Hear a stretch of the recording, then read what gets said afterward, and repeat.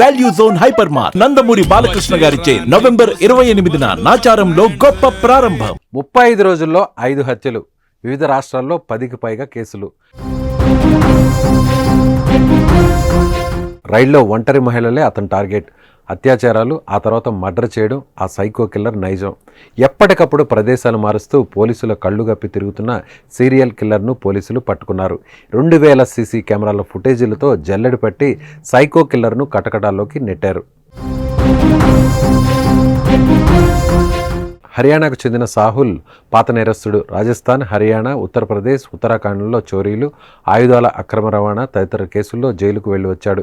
ఈ క్రమంలోనే ఒంటరి మహిళలు, ముఖ్యంగా రైళ్లలో ప్రయాణించే వారిని లక్ష్యంగా చేసుకుని దోపిడీలు, అత్యాచారాలకు తెగపడేవాడు.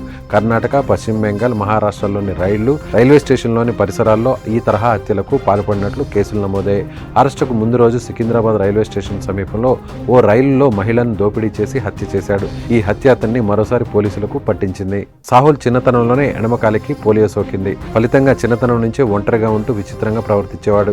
దీంతో అతడి కుటుంబం కూడా దూరం పెట్టింది. 5వ తరగతిలోనే చదువు మానేసిన సాహుల్ లారీ క్లీనర్ గా పనిచేస్తూ డ్రైవింగ్ నేర్చుకున్నాడు. పోలియో ఉండడంతో ఇతడికి ఎవరూ డ్రైవర్ ఉద్యోగం ఇవ్వలేదు. దీంతో హైవే దాబాల్లో పనిచేస్తూ అక్కడ పార్క్ చేసి ఉన్న లారీలను ఎత్తుకెళ్లడం ప్రారంభించాడు. అలా నేరాల బాట పట్టిన అతడు చోరీలు, కిడ్నాప్లు చేస్తుండేవాడు. దీంతో రాజస్థాన్, హర్యానా, ఉత్తరప్రదేశ్, ఉత్తరాఖండ్లో అతడిపై 13 కేసులు పైగా నమోదయ్యాయి. ఈ ఏడాది మే వరకు రాజస్థాన్లోని జోధ్పూర్లో ఉన్న సాహుల్ బెయిల్పై విడుదలై బయటకు వచ్చాడు. ఆ తర్వాత రైళ్లలో దివ్యాంగుల కోసం చివరిలో ఉండే బోగిలపై ఇతడు కన్ను పడింది. రైళ్లలో దివ్యాంగుల బోగిలో ప్రయాణిస్తూ అక్టోబర్ 15న తొలి హత్య చేశాడు. ఇటీవల గుజరాత్లో ఉద్వాడ రైల్వే స్టేషన్ సమీపంలో పట్టాలపై ఓ యువతి మృతదేహం లభ్యమైంది. ట్యూషన్ నుంచి తిరిగి వస్తున్న ఆమె అత్యాచారానికి గురైనట్లు పోలీసులు గుర్తించారు. నిందితుడి కోసం ముమ్మరంగా గాలింపు చేపట్టారు.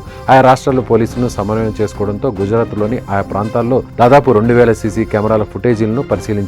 ఓ ఫుటేజ్లో అనుమానితుడి స్పష్టమైన ఫోటో కనిపించగా సూరత్లోని లాజ్పూర్ సెంట్రల్ జైలు అధికారి అతన్ని సాహుల్గా గుర్తుపట్టారు. ఈ క్రమంలోనే వల్సిడ్జాలోని వాపి రైల్వే స్టేషన్ పార్కింగ్లో అతన్ని అరెస్ట్ చేశారు. దీంతో ఆ హత్య తానే చేసినట్లు సాహుల్ అంగీకరించాడు.